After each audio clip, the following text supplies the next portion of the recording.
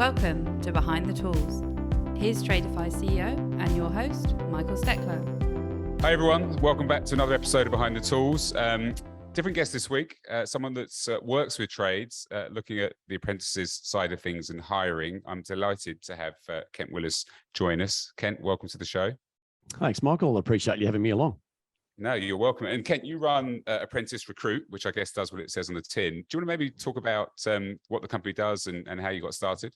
Yeah, sure.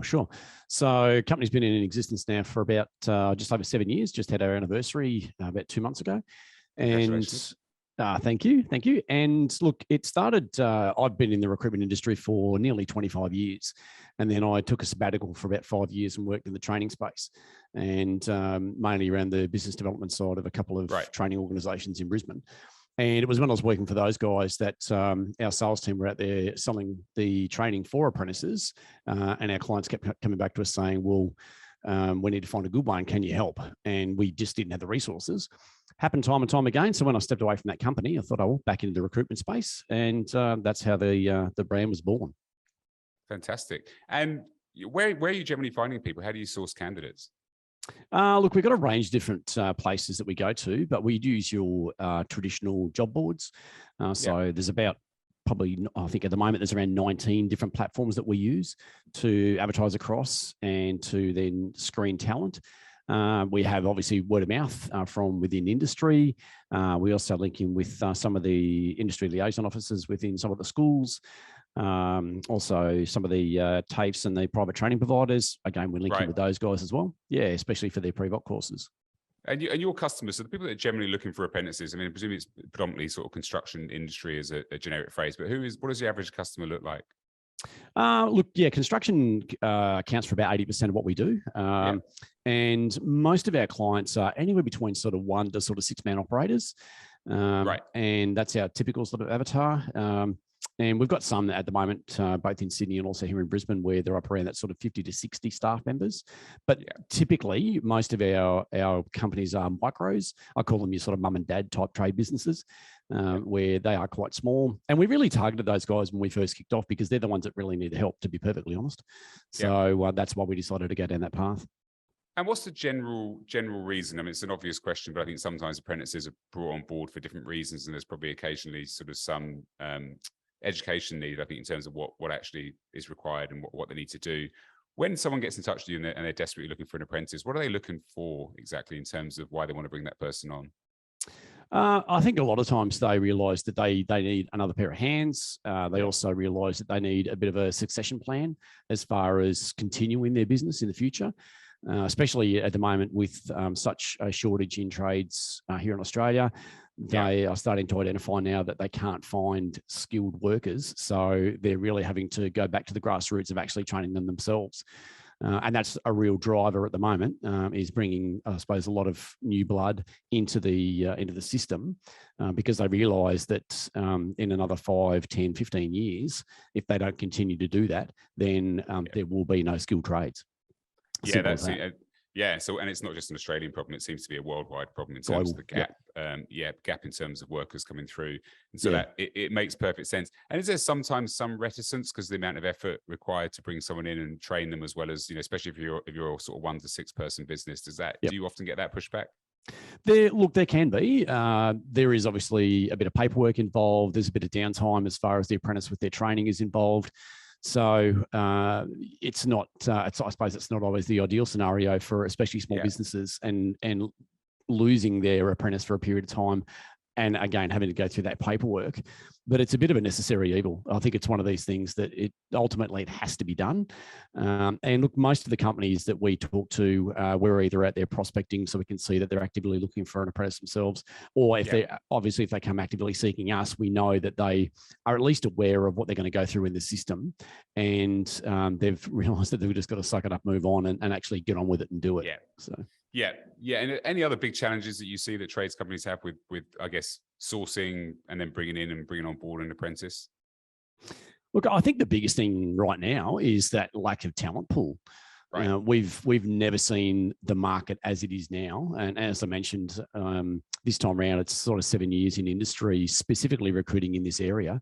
And I suppose to give you a bit of an idea on some statistics, if we go back 3 years ago, if we put a position up for a typical apprentice carpenter, we'd have on average around about 100 to 150 applications minimum per job. Yeah. Now we put up the same job and we're getting around 20. Like this, it's a massive decrease. Yeah, that's crazy. Oh, it's huge, and unfortunately, it's only getting worse.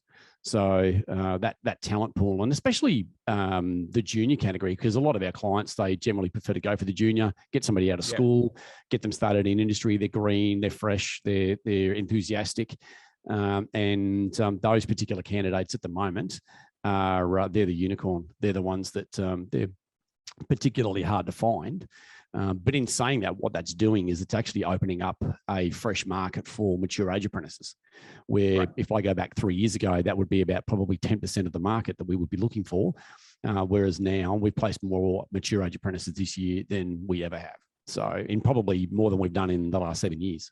And where are in terms of the sort of missing numbers from 3 years ago, that huge group of people that used to apply, what are they doing instead? Where are they going? That's the $1 million question. Look, I actually did a podcast myself going back probably 3 or 4 months ago, and it was based around the state of recruitment in 2022. And some of the things that I identified as maybe changes, and these are things that really didn't exist going back 3 years ago, things like TikTok. You've got your OnlyFans, YouTube, as well as, DoorDash, Amazon Delivery, Uber, Didi, all those sort of companies where going back a number of years ago, they weren't as prevalent. And what they, I think, offer is, I suppose, maybe flexibility. And also, you look at things like TikTok, somebody can pick up the phone these days, do stupid acts and get paid quite good money for it. And I think there's a lot out there that are maybe in that younger category where that's where they're focusing their attention these days. And obviously during COVID too, I think the government, the payments that the government were putting out were highly inflated on what they were used to earning as an apprentice or as a junior. And I think that's probably driven a number of people away, and the skill shortage in general. Like they can go and get a position as a labourer and get paid 25, 30, 35 an hour as a labourer. So why would they take up a position where they're getting paid $15 an hour as an apprentice? So there's a lot of, I suppose, moving factors. And is there a better story that needs to be told by the industry about, you start as an apprentice? I guess if I was doing a comparison, it's probably not a fair comparison entirely, but it's like starting as a doctor or a lawyer, those types of roles where often you don't get paid very well for the first few years, but you're leading up to potentially having your own trades business and doing really well. Is that do you think there's more to be done as an industry to shift that perception that, hey, I'll make a better buck here at a tech company or whatever else that might be? Yeah, look, I think there is. I think both industry driven, but also driven through education, through the schooling system as well. Yeah. Because there does seem to be that push, and that has been for a number of years. It's not new news, but there's a lot of push towards getting higher education qualifications, university studies, etc. But there's not a focus put on, well, you do realise you're going to step out there with a HEC stat that's going to be worth, $100,000, $150,000. And you're still only going to be earning less than what a tradie is going to earn anyway when you first kick off in industry. So, and I think part of, what the industry needs to focus on is the career pathway. So not only where they start as an apprentice and the fact that they'll go in and they'll get their trade, but where they can end up, I think is the biggest area where there can be focus as far as, just because you make a choice now to, become a carpenter, for instance, doesn't mean that that's going to be it for the rest of your life. They're going to have changes in their career and progression in their career where it'll look completely different in the next 15 to 20 years than what it does now. And I think that's probably where there needs to be a strong focus to show that it's not all about what you're going to be doing today, but what that will look like in the future as well. Like in the future, yeah. And do you cover a lot of that? And do you find yourselves having to do quite a bit of that heavy lifting when you're attracting candidates? Or are you more dealing with people that have already kind of decided they want to go down the apprenticeship path? Most that we deal with have already decided. So we get a number of inquiries from people where they're looking to step into the industry and they don't know how, they don't know where to go, or they don't even know what trade to do. Because we start our conversations off with, so why have you chosen this specific trade?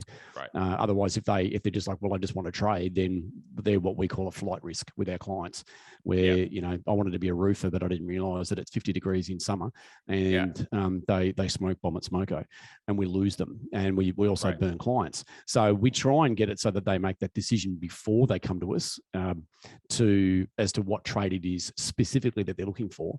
And if they're not sure, sure, then we'll refer them through to training organisations where they might do a trade day, or they may do a certificate 1 in construction or something along those lines, where they can at least get a bit of exposure to industry.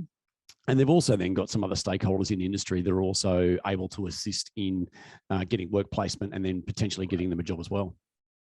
Yeah, and that's a really good point I think you made there about, whether it's the hours, hey, I didn't realize I'd be up at 6:30 in the morning in the winter out on like you said, on a roof or on a building site, whatever that looks like. That sometimes I think people, when they want a job, say, yes, I'm happy with all those things. And they do a week of it and suddenly realize they're not. And it's worth qualifying yourself out before doing that. And then, there is this huge demand for, talent and people, and there's obviously a huge shortage. And certainly that number is quite alarming, you said, versus 3 years ago. How do you approach sort of advertising? And if I'm a trade company listening, if I'm an electrician, plumber, landscaper listening to this podcast, and I'm sort of 1 to 5 people and I desperately want to hire an apprentice, how should I think about attracting them? What's the right, because you have a limited amount of space in an ad when you talk about job boards and those types of things to kind of get people over. How do you approach that? I think you've got to be a little bit more creative, but I think the biggest thing that I picked up over the last sort of 6 to 8 months, I've done so many webinars with Indeed and Seek and a range of other stakeholders out there that are in the recruitment space. And the biggest thing is transparency. So letting people know who you are, and also what the rates are that you're also willing to pay, because people know. And I believe Seek was quoting some statistics to say that if you put your company details and also the rate of pay on there, then it's 75% more likely to click through the ad and then apply than if you don't. So, and we do that with all of our clients now. So we do a lot of client branding now that we never used to do. We used to whitelist, what we call whitelist, a lot of our jobs so that they didn't know who the client was. Now all the ads that we have out there have all got our client details on them, so that they know who the company are. And it's also being, I suppose, creative in your content as far as even your job title. So we use an example was looking for an apprentice plasterer, which nobody ever applies for. But again, in the industry, they can actually earn quite good money. And so we put up there, don't want to be a chippy, be a plasterer instead. Something that was the actual job title. And we found that, something as simple as that, we actually got more traction through a simple brief like that as the title than just putting up apprentice plasterer. Because if we put that up, then the chances of getting applications through were 2 parts of none. So we got more traction. So, and again, we put ads up for qualified tradies because we also do qualified trades as well, and which that's come about since COVID. So we branched out not just in the apprenticeship market now, but we'll actually put up there qualified Friggy, $40 to $55 an hour permanent full-time role, company car vehicle in the title of the ad, not in the body of it, but in the title. Otherwise, you're one of 800 other ads that are on Seek that they're going to scroll through, and unless you can really grab their attention with something, then it's no different to scrolling through Google, but you've just got to get their attention to then make them stop scrolling so they apply for your job, not the other 700 or 800 that are out there.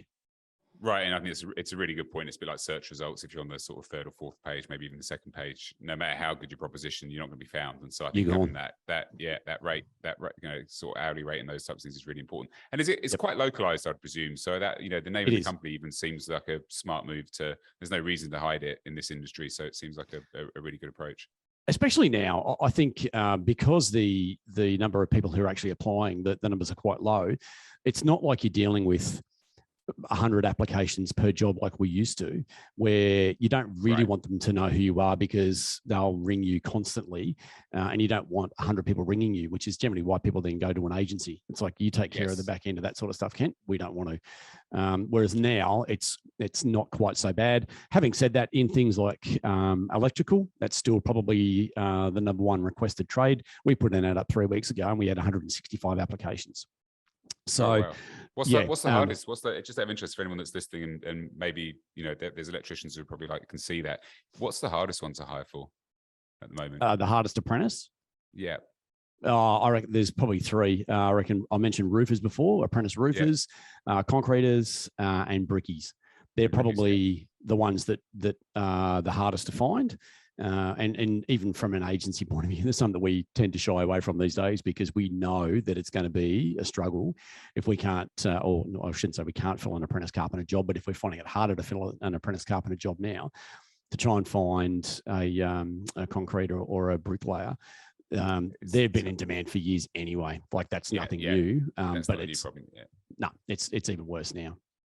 And then once you've hired someone, there's any advice? One of the big things that's really important, I think, if there is a talent shortage, is we have it in our space, is the sort of interview experience and what that looks like when you meet with someone. Any recommendations around how that works? Obviously, when there's huge demand for a job, it's a bit different. You might meet someone and whoever you like first, you might hire them. But when you're sort of fighting for talent, if they're meeting 3 electricians down the road, how do you approach that? What's your advice to people listening around that interview process?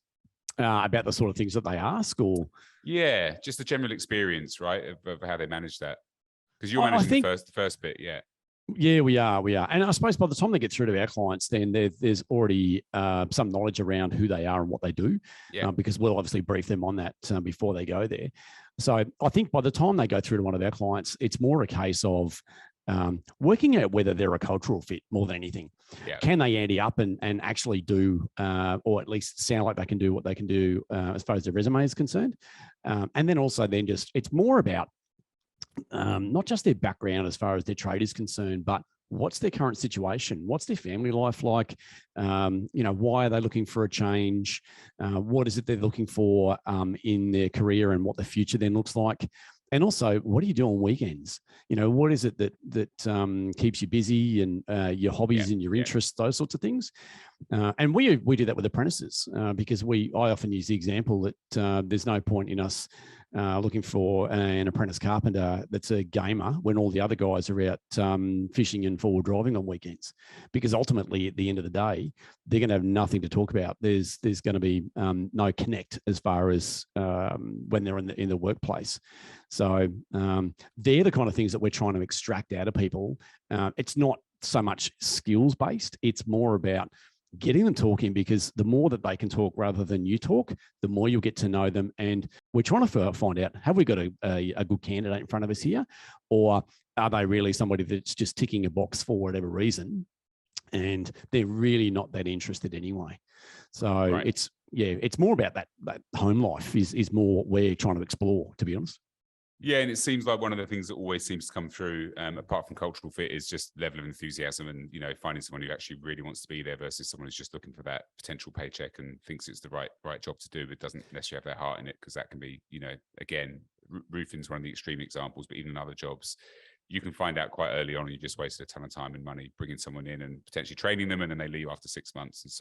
And do you look at sort of retention of apprentices and stuff over time? Has that trended in a certain direction? Do you think that companies are getting better at that in terms of their ability to bring people on and keep them in the company? Yeah, it's interesting. I went to a Construction Skills Queensland function only last week here in Brisbane, and the statistics still sit at around 55% completion rate around apprentices, which is still not great. And the typical is most of the stats are based within the first 3 months. The first quarter is when the highest dropout rate happens. And from my perspective, to be honest, I think a lot of the reason that does is it's not hiring the right person, or the process that they may have gone through is it's too brief.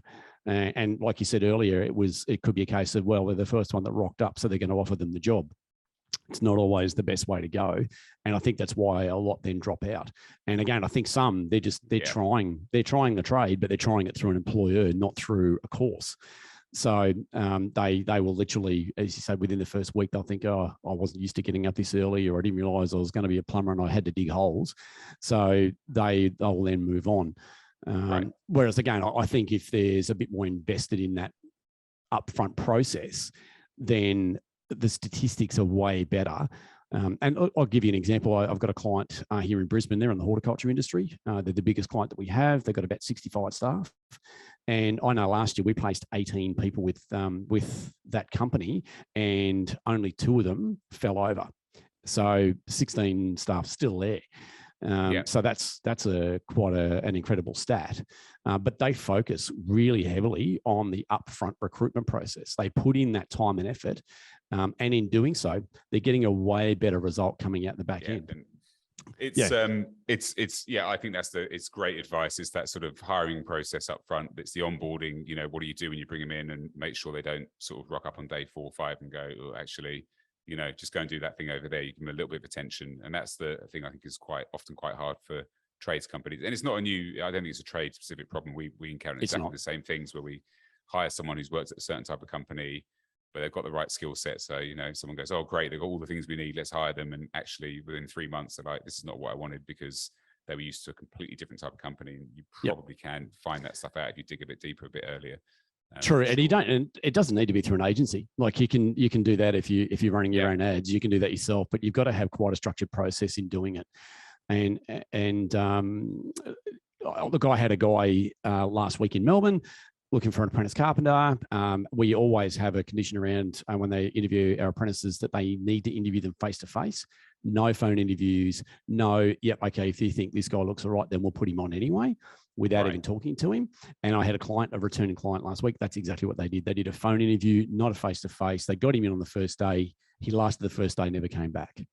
So I looked at that and I went, Shane, you need to follow the process. There's a reason that we do it. There's a reason that we do it. We're not new at this. We've been doing it for a long, long time. And he said, yep, okay, Ken, I get it. Yep. Try to circumvent the system, and it just proved that it doesn't work.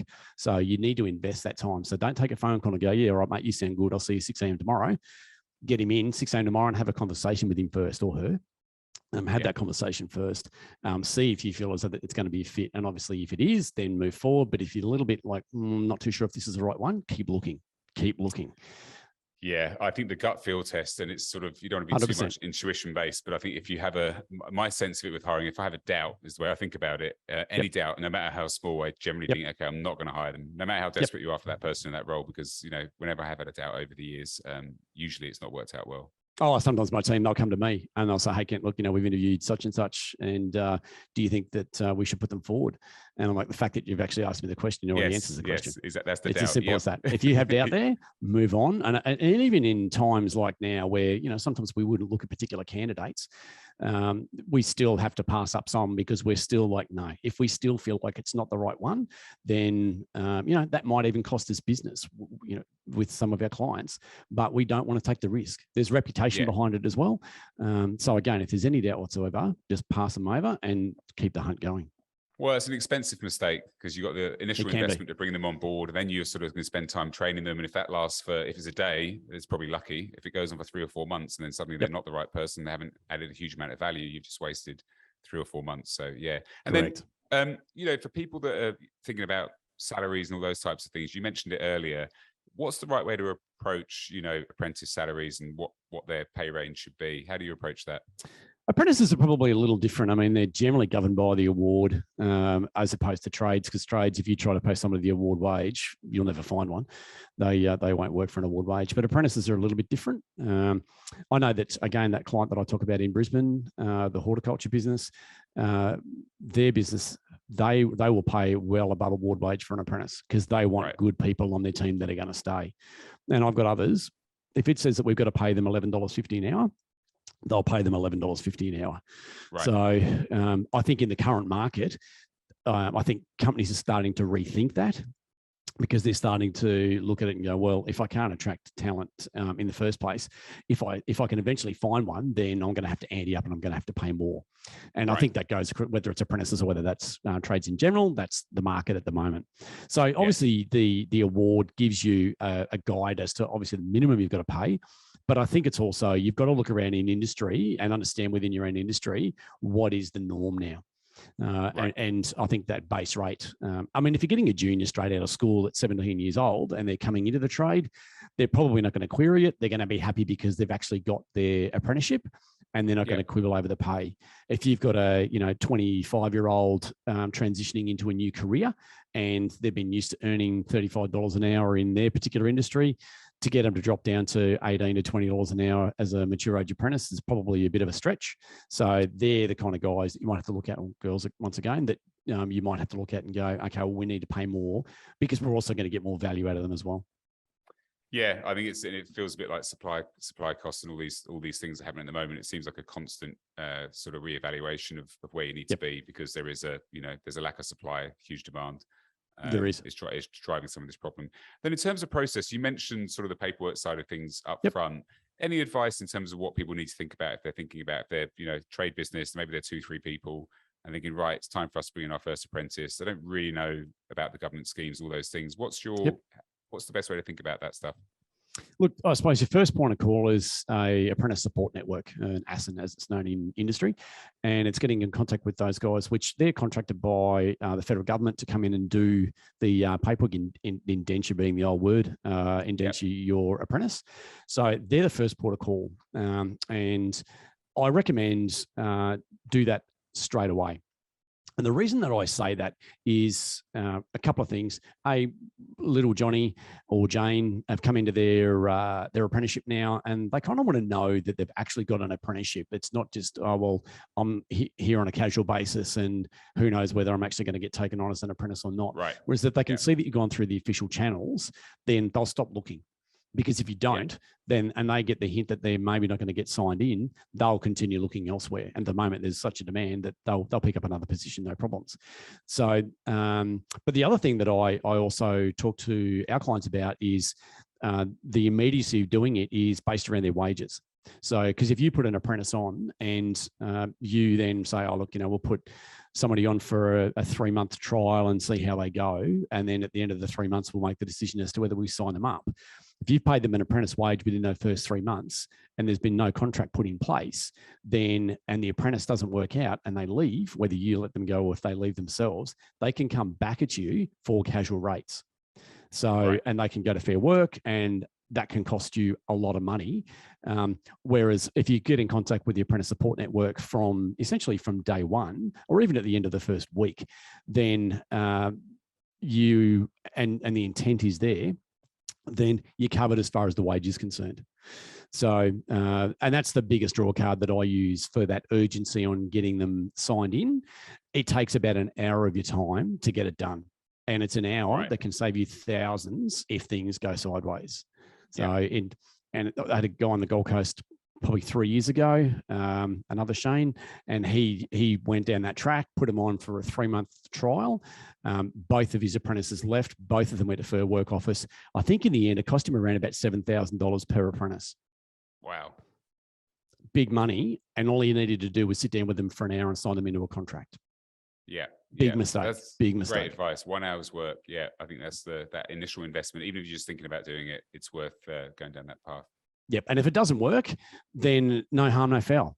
Sign the cancellation and move on. But it's more of an insurance policy to get it done up front. And then, we talked about, I guess, the sort of demand for talent and the shift over the last few years, which I think we've seen certainly during COVID and post-COVID. Any other trends you're observing in the apprenticeship space that's sort of positive or negative? Well, as I mentioned earlier, I think the mature age apprentice side of things. Yeah. I think that's if anybody was out there and they were considering changing trades or change of career, then they are mature age, so basically 21 years and over, then now's the time. I think it's an ideal opportunity because, again, the junior aspect, which a lot of our clients, that's what they're generally looking for, they are very, very scarce.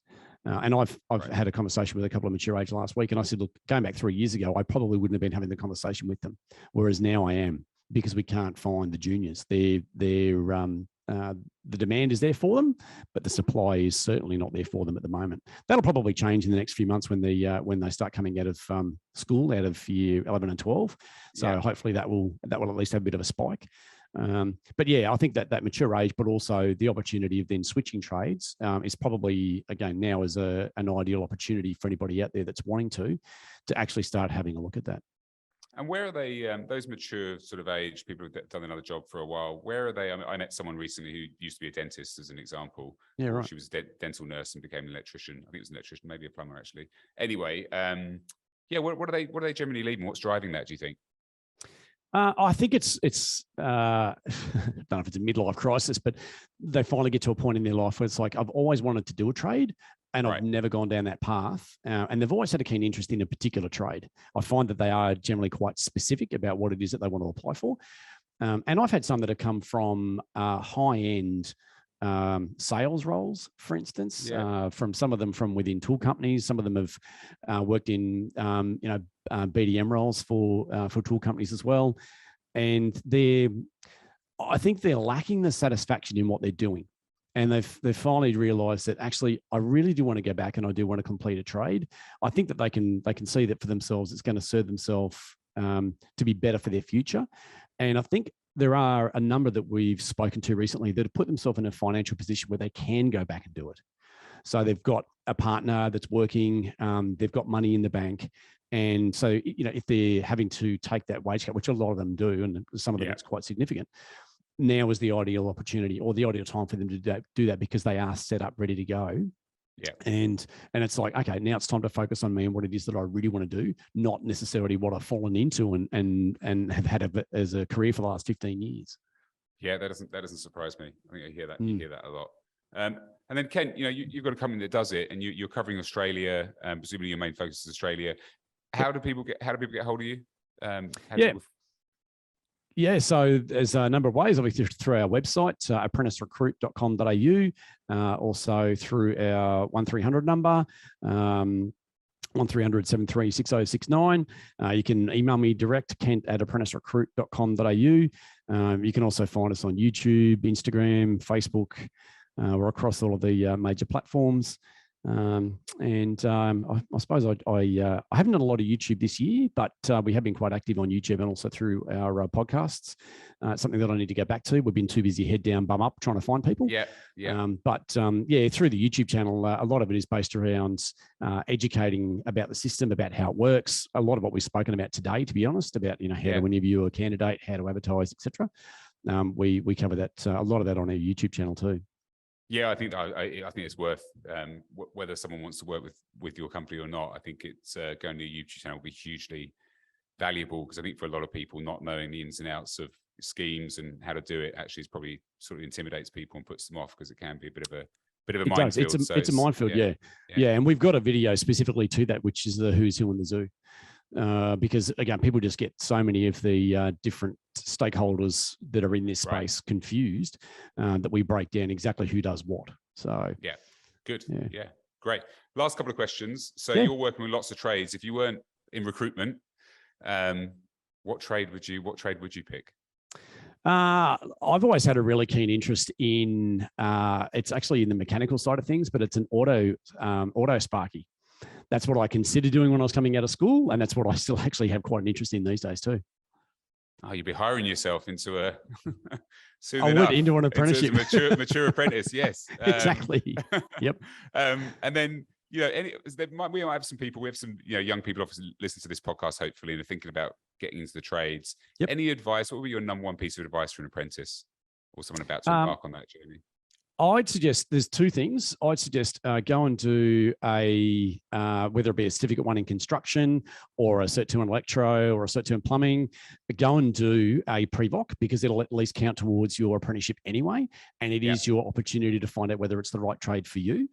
And that way, and you don't burn employers by doing it that way. And the other is there's a website that I refer people to, which is a Skills Road website. And you can actually go through and do a very brief psychometric test on there. And it basically spits out the industries that your personality may suit better. So it gives you an idea on, a certain trades that would suit.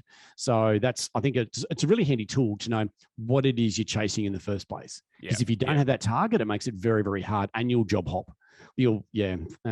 Which again, from our point of view as an agency, we don't want that. We want somebody who knows that they know what they want to do. So they're the two options that I normally push people towards to try and help make that decision.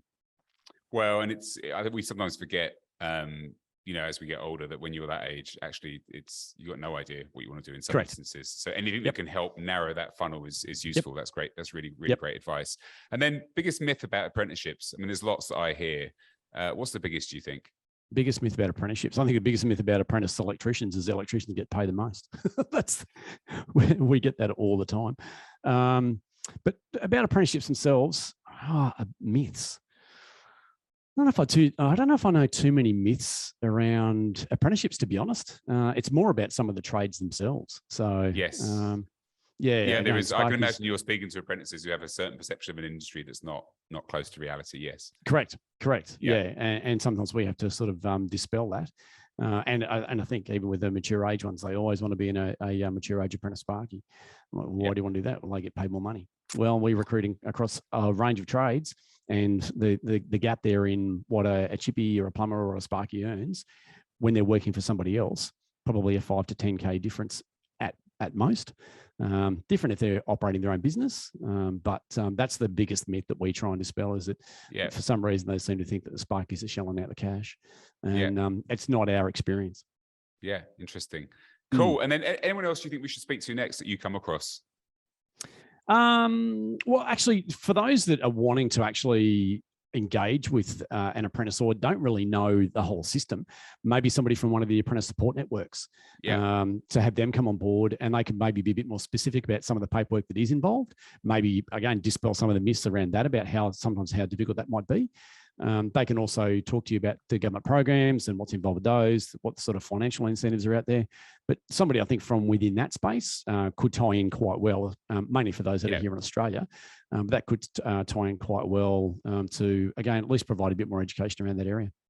Yeah, cool. Great. Kent, this is really fantastic, really great practical advice. And if anyone that's listening that hasn't gone down this path, this would be really useful. I might even encourage them to think it through, because I think often people are put off by the thought of more paperwork, more process, and bureaucracy, frankly, puts people off. So really great advice. Really appreciate you joining the show, and best of luck. I hope things pick up. Obviously, I know it's been demanding trying to find great people. So keep up the great work. And anyone listening, continues. Yeah, it will do, of course. And anyone else that's listening, hopefully that was useful. And if you've sort of know anyone, you've got strong opinions yourself about areas of the trade, hit us up. We'll be delighted to have you on the podcast. Until then, we'll speak to you next time. Cheers. Cheers, Thanks, Ken. Michael. Appreciate it. Thank you. And that brings us to the end of this episode. Behind the Tools is brought to you by Tradify, job management software for your trade business. If you enjoyed the podcast, let us know by leaving a review, and be sure to tell your mates about it. Email behindthetools@tradifyhq.com if you or someone you know would be keen to join the show as a guest.